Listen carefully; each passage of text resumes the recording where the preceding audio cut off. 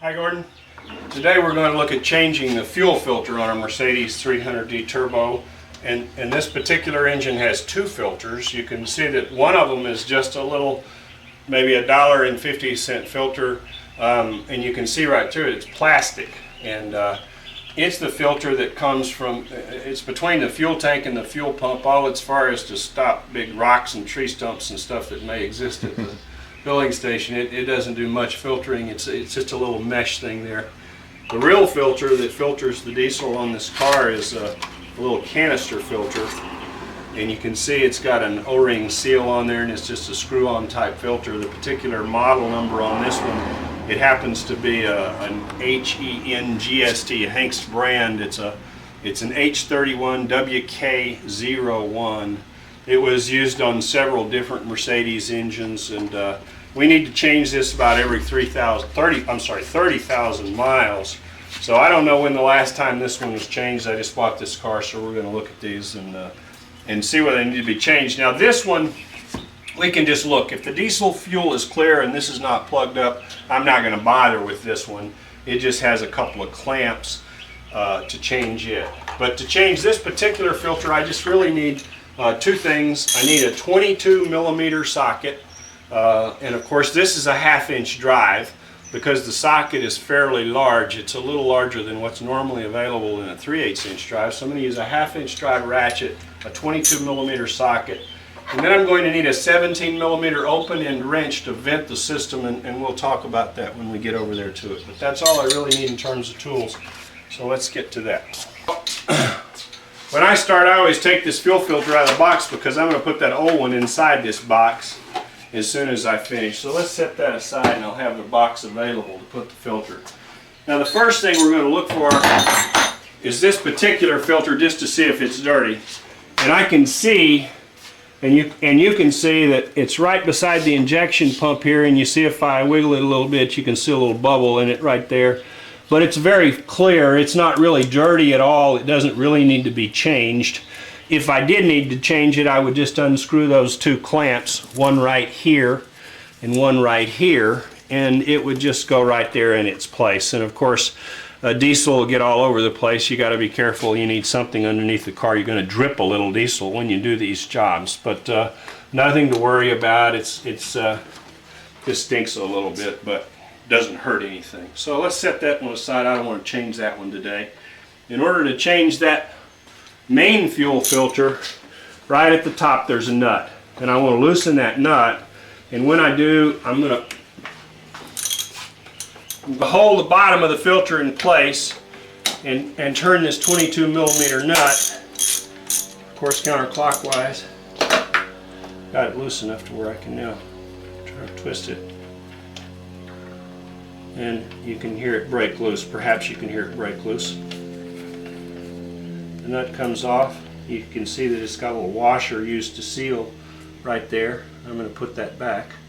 And I'm going to be very careful, as careful as I can, not to drip diesel all over the place. But you can see this filter is full of diesel. I don't know when that particular one has been changed.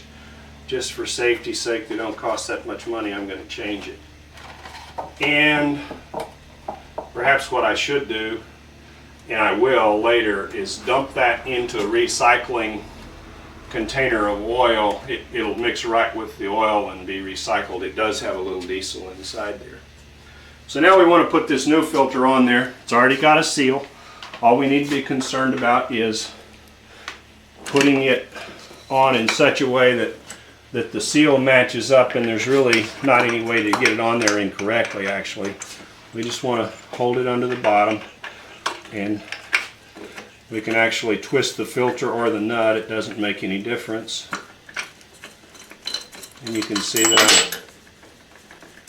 Where did I drop?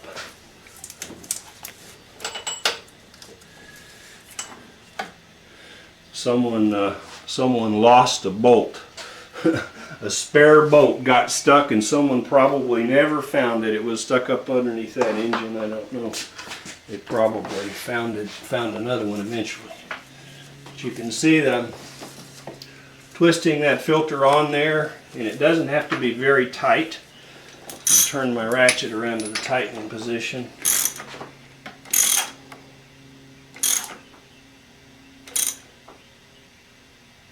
Now that's fine. The only problem is I've got air inside the whole system.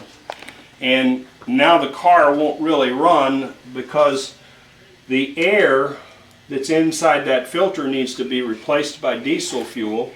And in order for that to happen, it would have to start and run, but as soon as it starts and burns up the fuel that's in the injection pump and hits that pocket of air, it'll stop. And so in order to prevent that, I need to do what's called vent the system.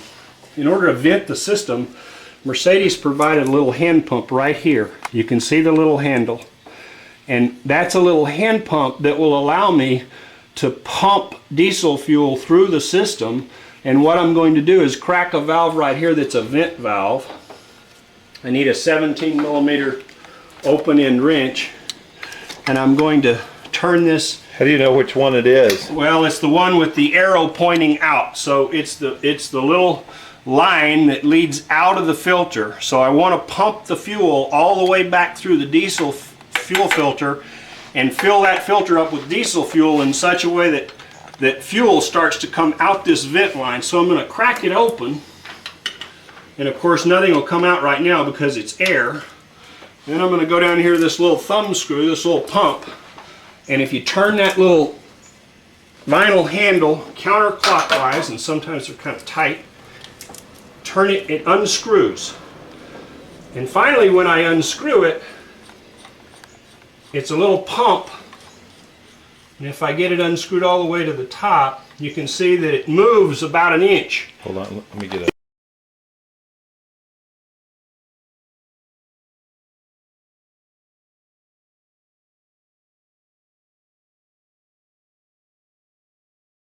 See that it moves up and down about an inch or so, and I'm pumping fuel.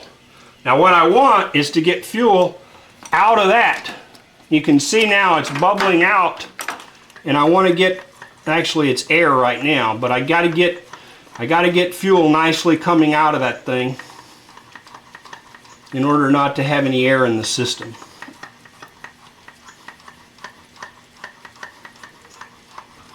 Now it's nice. See how it's squirting out of there, and I'm making a little mess, but that's just the nature of the job. Once I get it to that point, I can tighten it back.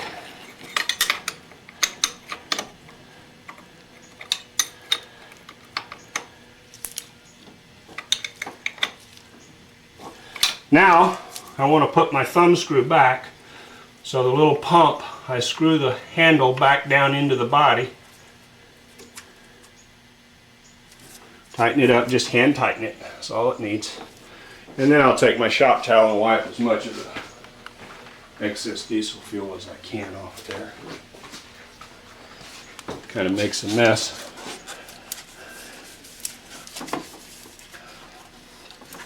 Is there any danger of that extra fuel catching on fire?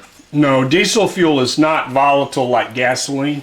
Its flash point is very, very high. It takes a very high temperature to ignite it. So there's no problem associated with, it's not dangerous or anything. It won't get too hot and ignite or any of that, not out in the open air.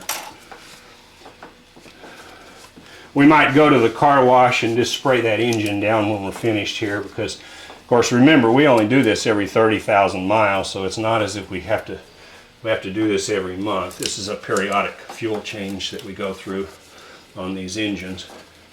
So now we're finished. Let's make sure it'll start.